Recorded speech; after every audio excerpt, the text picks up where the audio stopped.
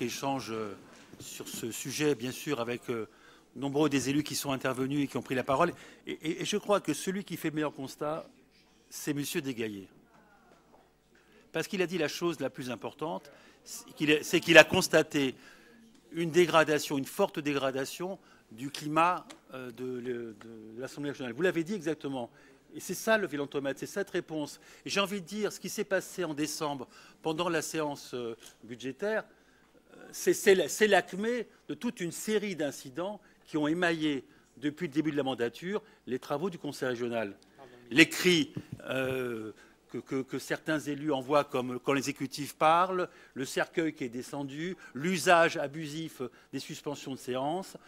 C'est toute une série de comportements inappropriés des t-shirts que nous avons constaté, que vous avez constaté, que nous avons constaté ensemble, qui font qu'on arrive à cette prise de conscience qu'on a besoin d'un outil de mesure qui identifie des comportements qui ne sont pas tolérables au sein d'une assemblée majeure comme le Conseil régional d'Île-de-France. Voilà le but du vilantomètre. Ce n'est pas un frigidaire, parce que l'ambiance ici, elle ne ressemble pas à un frigidaire.